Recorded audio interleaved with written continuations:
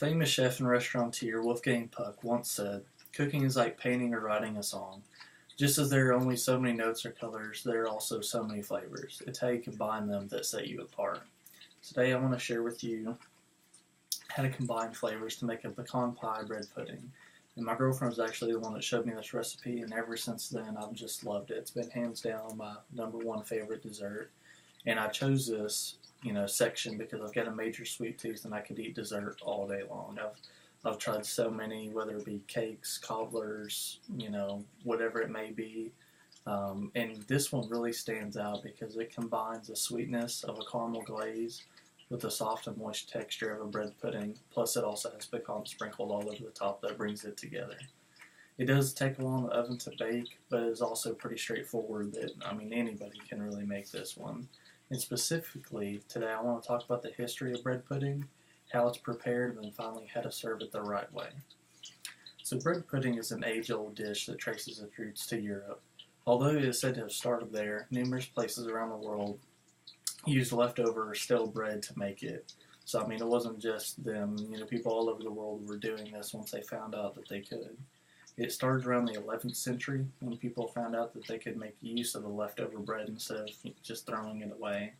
And really, it didn't even start out as bread pudding. It was initially poor man's pudding because the lower class used it instead of, throwing it away. And bread pudding definitely did not stay that way. It gained popularity among people looking to make, different dishes with it. And you can really just throw anything you want to in there. People put cheeses and everything else that you can think of in this stuff. So it definitely did not stay the same over the years. So now I want to share with you how to prepare the dish, the ingredients involved, and how to bake it properly. The first thing you'll do is you're going to heat your oven to 350 degrees. Then you're going to gather you a large, medium, and small size bowls. You'll need an 8x8 pan, a cookie sheet, and that should be it. Then you're going to get you just a loaf of French bread. All you need is just one loaf. And you're just going to cube it up. And once you got them all cubed, just throw those into the large bowl. And then get your medium bowl and put you 4 eggs in there and just kind of lightly beat the eggs. Then you're going to add 2.5 cups of milk, 1 cup half and half, 1 cup sugar, 1 large pinch of salt, and 1 tablespoon of vanilla. You're going to whisk all these ingredients together and pour it over the bread. And you really want to allow that to sit for about 10 minutes just so that bread can soak up all of the mixture. And then in the small bowl, you're going to combine half a cup softened butter, 1.5 cup brown sugar, and 1 cup chopped pecans. And just mix these with a fork until it's got about the consistency of wet sand. Now you'll pour half of the bread mixture into the pan. On top of that, add half of your pecan mixture.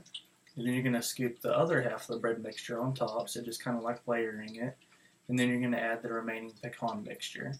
And it's going to be pretty full, so you want to make sure that you press down around it because the stuff is going to rise. And that's why you use that pan in there whenever you go to put it in the oven, just so that in case it does overflow, it'll go onto the pan. So you want to throw this in the oven for about 45 to 55 minutes, depending on the type of pan you use. It could be longer.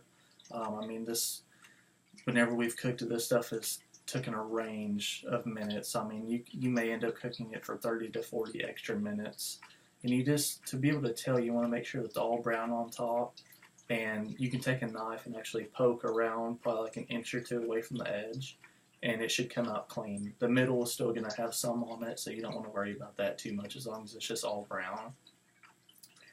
So now you've done everything up to the point of baking and you're almost there. I will now discuss how to properly serve the dish and what it should look like. Bread pudding is a little hard to tell if it's cooked all the way, but it's really just the texture of it that kind of fools you. But I also want to let you know how to serve it because that's also a really important part of the recipe. So the bread pudding should come out of the oven with brown across the top and almost like a caramelization, across it with the pecan mixture. And the center is going to be kind of like real jiggly, and it's going to be like a lighter brown. That's the part that's kind of hard to tell. But before you serve it, whenever you take it out of the oven, you want to let it cool off and just let it sit until it's completely cooled off. And at that point, it's going to be a whole lot stiffer. It's actually, it's going to look like it's actually done now.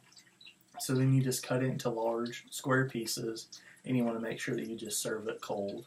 I mean, you can even put ice cream on the plate too. I mean, that makes it really cool. That's what I like. So in conclusion, I just want to thank you for taking the time to listen to my hands down favorite dessert recipe. Bread pudding just has such simple ingredients and it's so straightforward. It just makes the whole process a breeze. And I hope you now know more about bread pudding and how it originated and how it is made, and also how it is served, and a suggestion that goes along with it. Wolfgang Puck was right when he said that cooking has so many different flavors. It's all about how you combine them that makes the dish a winner. You know, what better way to try this than to make a dish that has endless possibilities of ingredients? So, just to end with it, I want y'all to get out there and get to baking.